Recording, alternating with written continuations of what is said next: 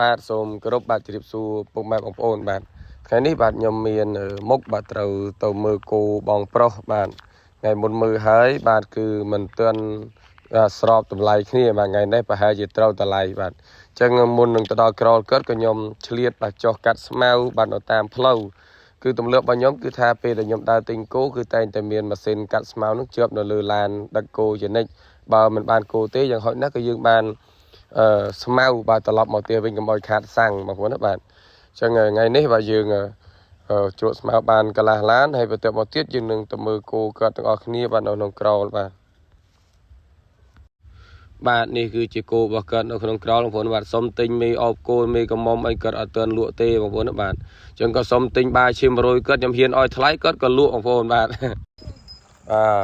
ត្រូវថ្លៃហើយបាទឈាម100បាទតោះឡើងបាទថ្ងៃមុនមកមើលថ្ងៃនេះត្រូវថ្លៃហើយតោះឡើងតោះឡើងបាទអត់ជួយទេតោះឡើងតោះឡើងលឿនឡើងទៀតថាត់ស្រ័យនេះហើយស្រ័យទ្វាហើយលឿនថាទីតែឯងឡើង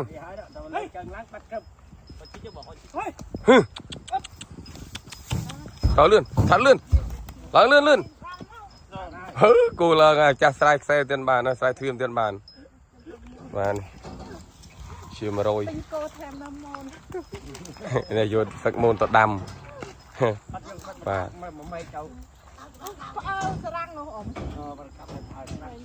បាទនេះគូគាត់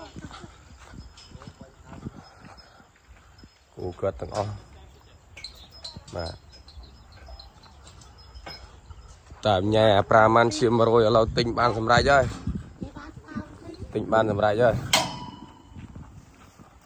យំនេះដាក់នេះមកដាក់ទៅទឹកមកនេះដាក់ក្បាលចូលមកនេះមក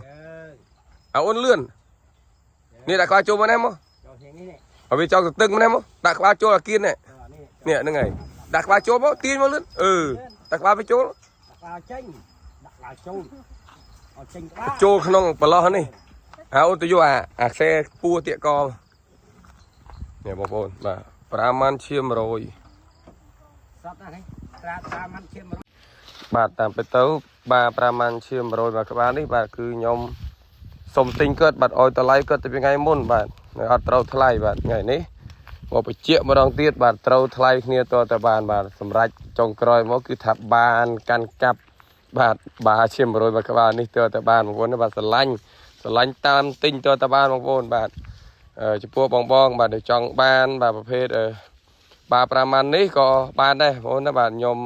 បាទចែកជូនបន្តបាទបើបងប្អូនមិនស្រឡាញ់ទេបាទខ្ញុំនឹងចិញ្ចឹមខ្លួនឯងហើយបាទអត់លក់ទេបាទព្រោះអីស្រឡាញ់តើខ្លួនក៏ទិញទុកបាទលាអ៊ំហើយ